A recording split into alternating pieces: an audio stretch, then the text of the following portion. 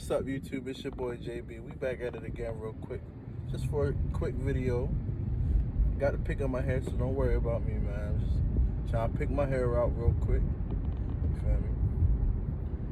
But just hear me out. I want to holler at y'all about the Jordan Neely, Daniel Penny situation. There's another update to it. Apparently, they are trying to pursue charges solely because Daniel Penny actually did. It was in his hands where Jordan Neely passed away.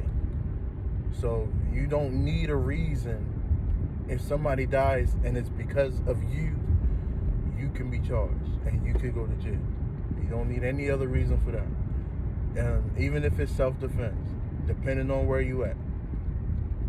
But anyway, there was an interview conducted with Daniel Penny, and he finally was able to say what he needed to say. This time, subway chokehold suspect Daniel Penny has spoken out about what happened on that F train on May 1st. Penny is charged with manslaughter in the death of Jordan Neely.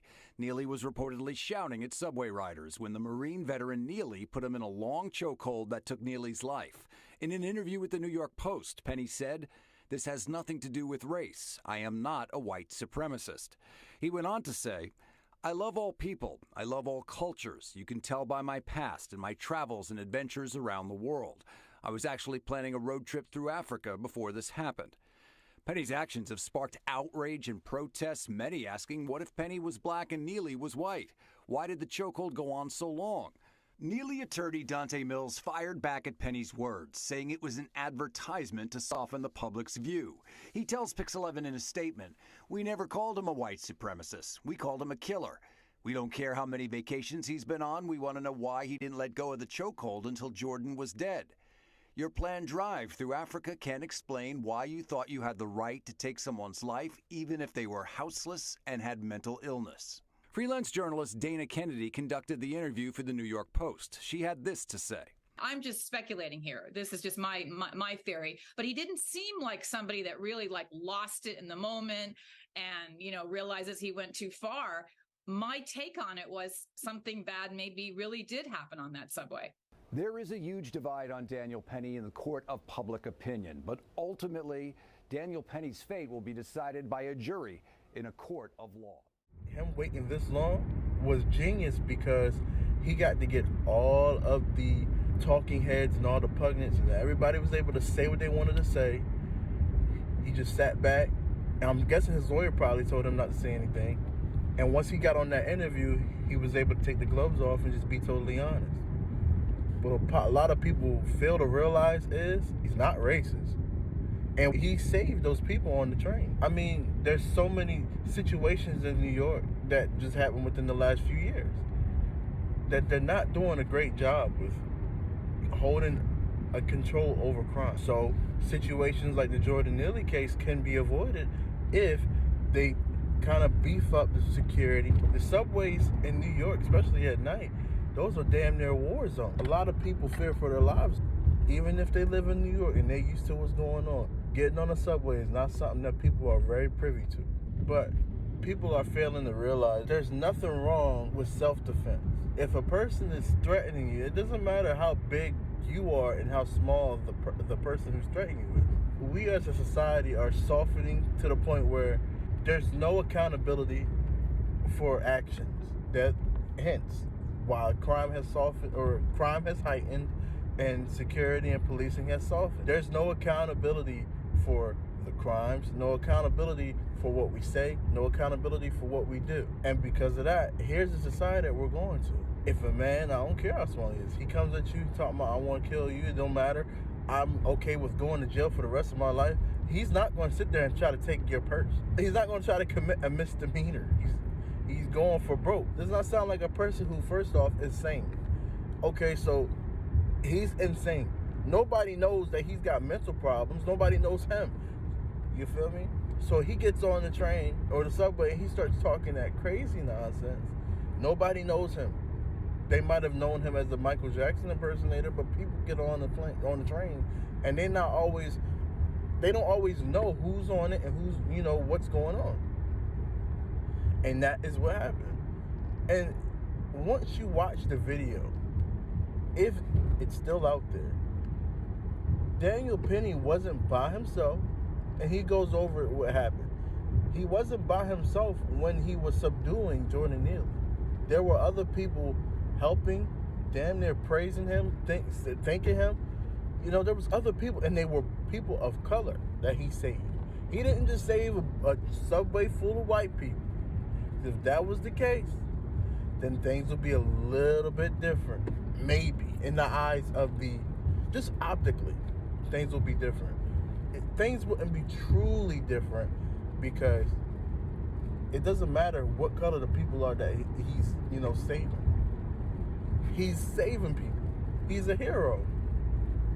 So why don't we want to praise somebody who is a hero? Because he's a white man who killed a black person. And that's what is annoying to me. Absolutely annoying that instead of looking at the case for what it is, literally immediately they jumped on it. White ex-Marine kills young black boy. Young black boy by choking him out on a subway train. That was the news. Basically, the outlets, that's all they put.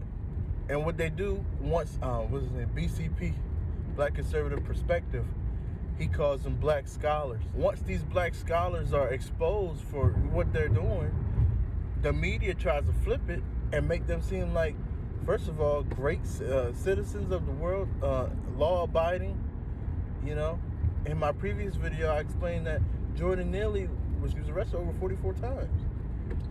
After like 10, 12, he's a flight risk.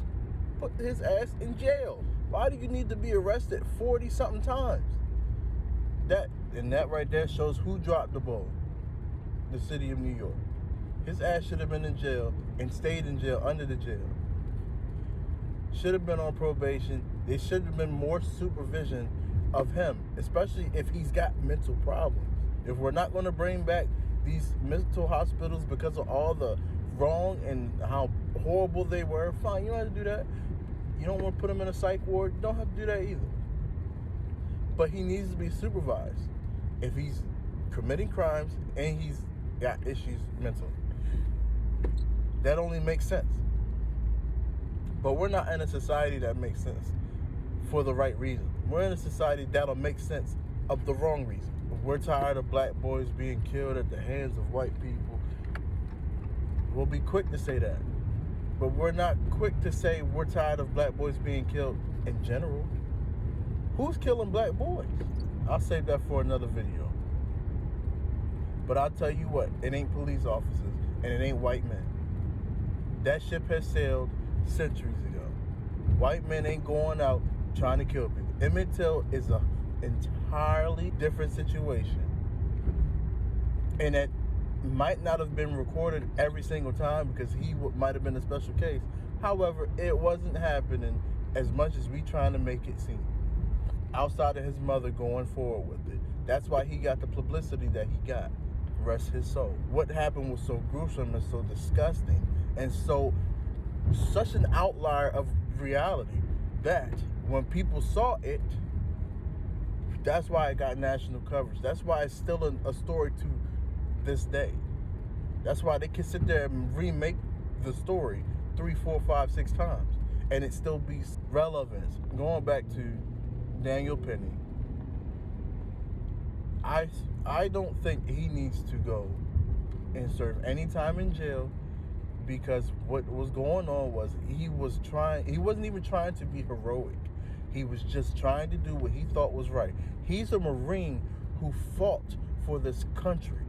The people in the Army, the people in the Navy, our military force, they fight to save me, you, and people of us civilians so we can live and do and make the stupid decisions and say the stupid things that we can say about these people.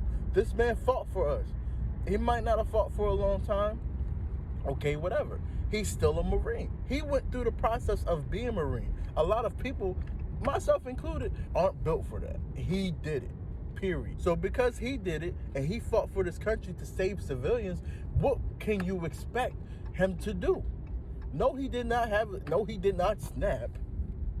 No, he did not just go on, haul off, and beat that man. No, he held him and restrained him from hurting someone. And he explained it in his video. He did not just choke him out, and he was not there for 15 minutes. Like it was so thought, like Sharpton and all those people said. He was not choking him. And it's funny, he passed away all this time, Jordan Neely. I don't know if there probably is. I could be speaking from ignorant, but I don't know if there's an autopsy report on Jordan Neely. Once I do some research and I find it, trust me, I'm going to come back and I'm going to let y'all know. There isn't one, or there is one. And once we figure out what was in that damn autopsy report, we might find out that there was some drugs in his system.